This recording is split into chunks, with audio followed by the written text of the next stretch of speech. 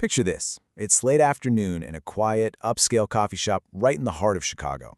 Outside, a light snow is falling against the city skyline. It's a highly cinematic scene, but inside, two totally distinct worlds are about to collide. On one side of the table, you have Arthur. He's a steady, dependable middle manager at a regional logistics company. And sitting across from him is Victor, an exhausted but incredibly sharp, self-made business owner who just walked in fresh off a high-stakes phone call. Now, what follows between them isn't just the casual catch-up between old friends. It's honestly a profound masterclass in the economics of our life choices. We always envy the trade-off the other person made until we actually have to live with it. I mean, that perfectly captures the core thesis of our entire discussion today. It gets right to the heart of this incredibly relatable conflict, the ultimate career trade-off. It is so easy to look across the fence and think, the grass is definitely greener over there. The employee wants the boss's wealth, and the boss, well, he desperately wants the employee's peace of mind. But as we're going to see, neither path is free. Section 1. The Chance Encounter. To really understand this economic ecosystem, we kind of have to look at our two avatars, right down to their physical presentation. Arthur is sitting there in a neat but, slightly worn dress shirt. He's nursing a simple drip coffee and calculating his monthly household expenses on a spreadsheet. Standard, right? Then you have Victor. He rushes in, wearing this modern, perfectly tailored suit, ordering a double espresso from his tablet, all while simultaneously managing a $30,000 a day shipping crisis on his phone. This isn't just a difference in wardrobe, folks. It's a stark representation of entirely different operational realities. Section 2. The Daily Grind versus Risk. So, Arthur naturally assumes Victor sets his own hours, wakes up whenever he wants, and just takes vacations on a whim. But let's actually run the numbers. Arthur puts in a very respectable 45-hour work week. Victor, he's clocking 80 hours. Victor literally tells Arthur, when I'm awake, I think about the company, and when I'm sleeping, I dream about payroll. That so-called freedom to just set your own hours usually just translates into the massive physical and mental toll of working all the time. And where exactly does that 80-hour week come from? Well, Arthur is super annoyed by one single manager breathing down his neck over a tiny 2% dip in quarterly numbers. But Victor points out a pretty harsh reality. When you're the owner, your stress isn't just yours. It is multiplied by hundreds of stakeholders. He's got 50 employees relying entirely on him for their livelihood, 200 clients demanding absolute perfection, and 3 different banks analyzing his every financial move. It's a completely different stratosphere of pressure.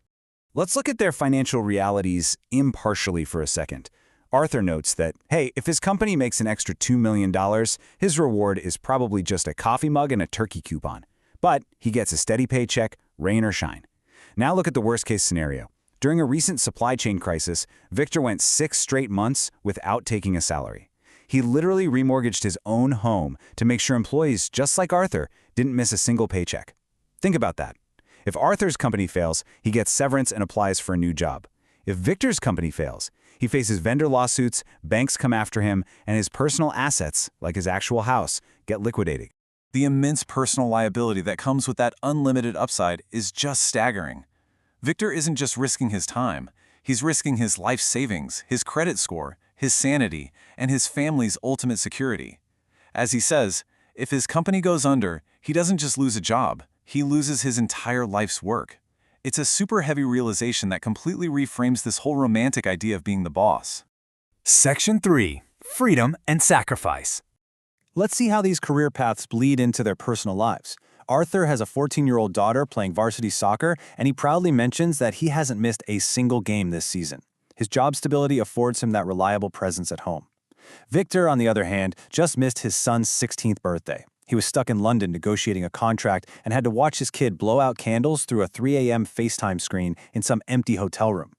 People constantly see Victor's financial success for sure, but they totally miss the painful, isolating absence during those major family milestones.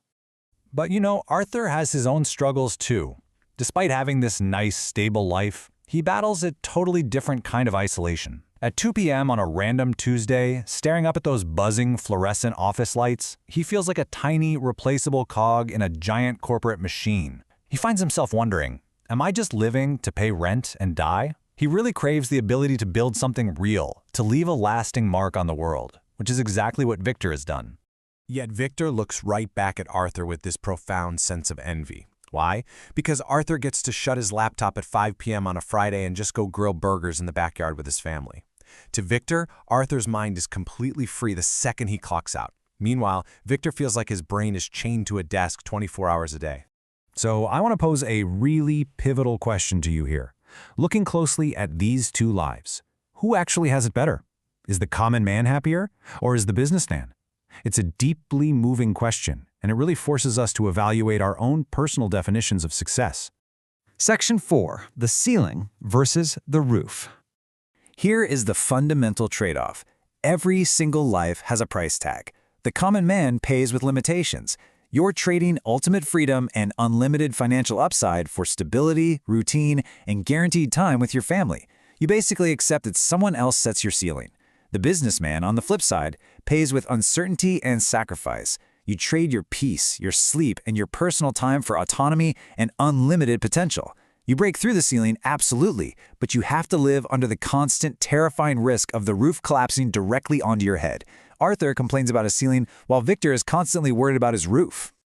Section 5. The economic ecosystem.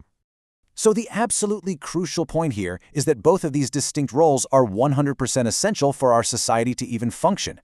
An entrepreneur has a grand vision, right? But a vision without execution is just a hallucination. The dedicated workforce, folks exactly like Arthur, they're the ones who execute those blue sky ideas into real-world logistics. Without the working man, a business owner is just a person shouting in an empty room. But conversely, without the owner taking that massive initial risk to build the room in the first place, there is literally no payroll to support the working man's family. And this brings us to a really vital modern reality.